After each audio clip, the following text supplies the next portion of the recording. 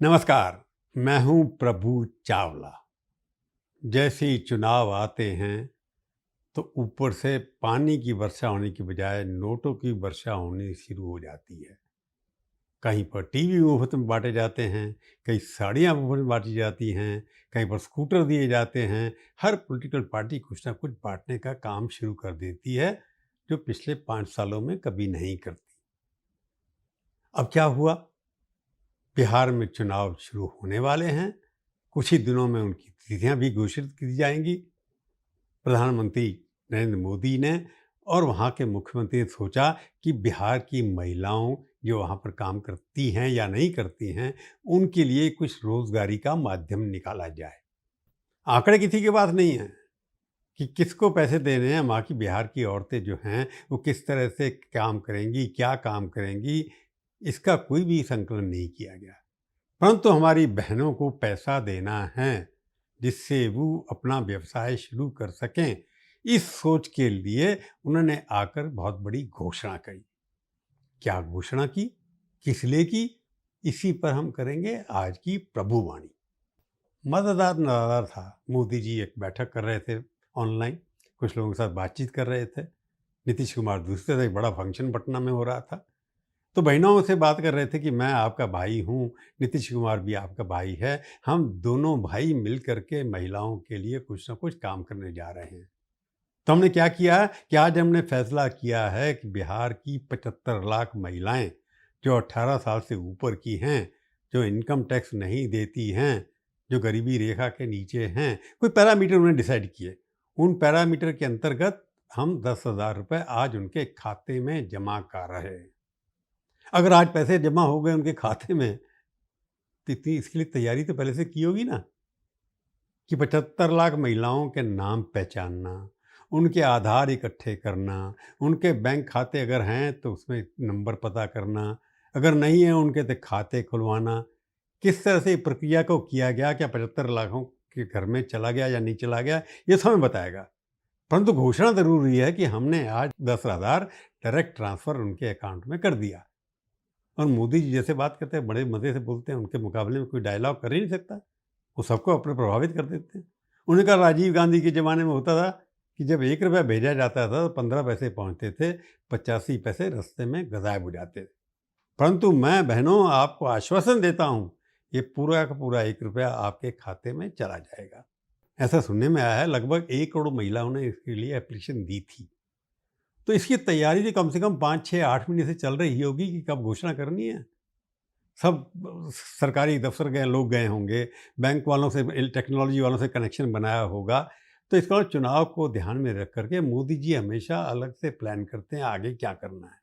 अब किसी और देश के प्रदेश के अंदर चुनाव होने वाला होगा, वहाँ पर भी इस तरह की कोई प्रक्रिया चल रही होंगी। ये एक टूल किट जिसको बोलते हैं मोदी जी की है। कांग्रेस सरकारें भी करती हैं, मैं उसके ऊपर भी आऊँगा।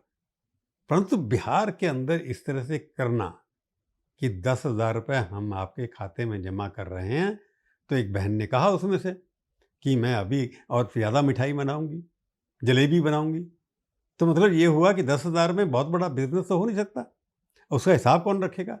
ये किस्म से जो मेला लगा पैसा बांटने का, जिसका क्रिटिसिज्म होता है, फ्रीबी है, रेवड़ियाँ हैं, वो रेवड़ियाँ आपने कैश के मामले में आज बांटनी शुरू कर दी। अच्छा काम है। हर महिला को अपने आप इंडिपेंडेंट बनना चाहिए। पर 10,000 फिगर क्यों रखी? 10,000 में क्या मिलेगा? उसके अंदर कोई छोटी-मोटी दुकान खड़ी करेंगे, ठीक है, गाँव में हो सकता है कि 10,000 से सब्ज़ी की दुकान खुल सकती है, वहाँ पर कोई टेलर मशीन बना के का काम कर सकता है, उद्योग धंधे छोटे-मोटे खड़े हो सकते हैं।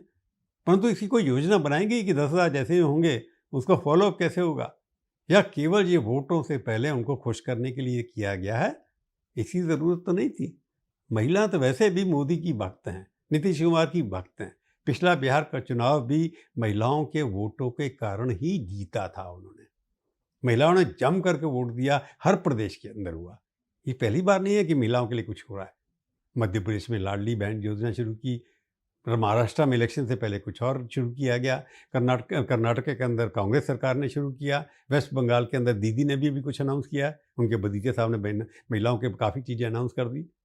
तो लगता है ये है कि देश के अंदर हम तो कह रहे हैं कि हम तरक्की कर रहे हैं, पर हर प्रदेश की योजनाओं को लेकर के चलें तो लगता तरक्की हुई नहीं है। नौजवानों को इतने पैसे दे दिए गए, किसानों को हर महीने इतने पैसे दिए गए।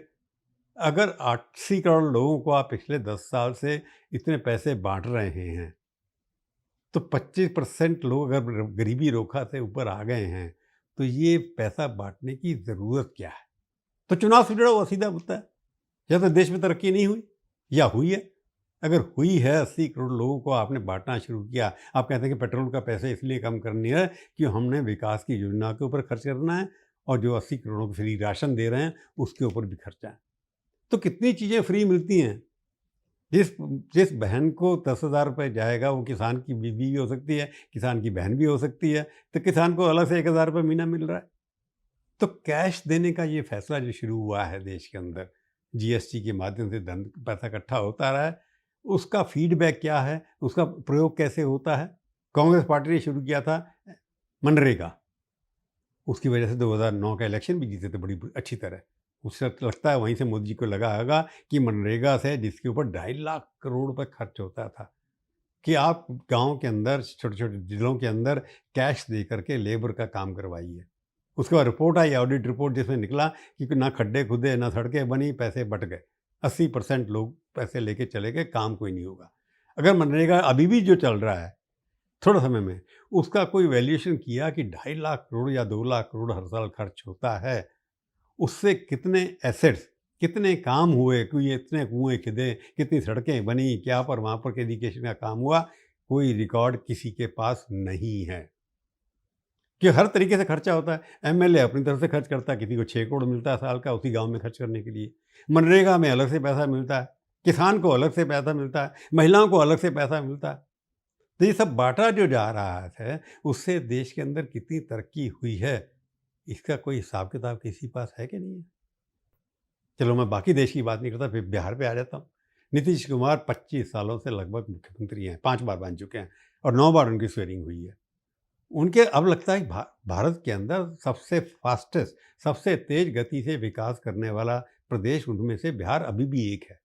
10 से 11% का विकास हो रहा है। परंतु उनकी स्थिति क्या है?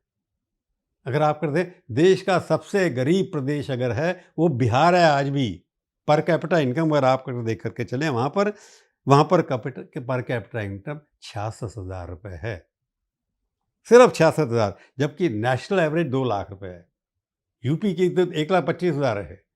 तो पर कैपिटा इनकम के अंदर सबसे बॉटम फिसड्डी प्रदेश है अभी भी बिहार। तो आपने अगर विकास कर रहे हैं तो कहाँ जा रहा है, दिखाई दे रहा नहीं। अगर आप देखें कि वहाँ पर पैसा कहाँ से आता है ये सब देने के लिए, 65% वहाँ का बजट एक्सपेंडिचर जो है बिहार का, वो सेंट्रल गवर्नमेंट से आता है। मोदी जी की बहुत बड़ी मेहरबानी है। उनपे शेयर भी हैं स्टेट के, जैसे जीएसटी का शेयर होता है, वो भी शामिल है। परंतु सबसे ज़्यादा प्रतिशत इस वक्त बिहार को मिल रहा है, ये बड़ा स्पष्ट दिखाई देता है। अगर आप देखें कैपिटल एक्सपेंडिचर कितना किया सड़कों बनाने में, इंफ्रास्ट्रक्चर खर्च करने के अंदर, उसके अंदर बिहार का नंबर 18 है 28 में से। यानी खर्चा हो ही नहीं रहा, सड़कें बहुत बड़ी हैं। सबसे ज़्यादा सड़कों की मात्रा अगर देखें तो बिहार के अंदर, इसके अंदर है। परंतु नई सड़कें बनाने में वहाँ स्टेट के अंदर 18 नंबर आता है। उसके ऊपर खर्च करते हैं सिर्फ 1,70,000 करोड़ कैपेक्स, जबकि यूपी खर्च करता है 5,31,000 करोड़।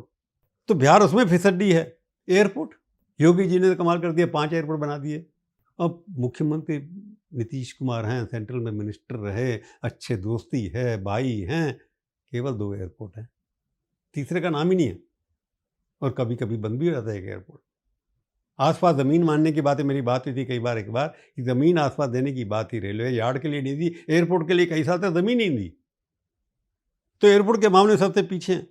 वाटर सैनिटेशन, पानी और सफाई जो सैनिटेशन गाँव के अंदर है, उसके अंदर भी ये नीचे के जो 5 स्टेट हैं 28 में से, पहले नीचे के 5 स्टेट में बिहार आज भी आता है। उसकी स्थिति इतनी खराब है, सैनिटेशन नाम की चीज़ ही नहीं है। उसके बाद ईज़ ऑफ डूइंग बिज़नेस, कि प्रधानमंत्री का नारा है ईज़ ऑफ डूइंग बिज़नेस। उसके अंदर प्रदेश की रैंकिंग जो नीति आयोग ने की है, मैंने नहीं की है।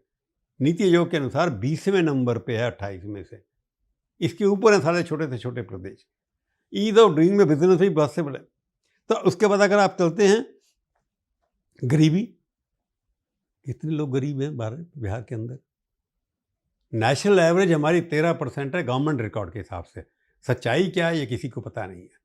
और बिहार सबसे गरीब प्रदेश है, 27% वहाँ की पॉपुलेशन आज भी गरीब है। तो जब आप पैसे बांट रहे हैं, मेरे को समझ में आता क्यों बांटे जा रहे हैं। कि आप काम नहीं कर रहे हैं, लोगों के हाथ में इनकम नहीं है।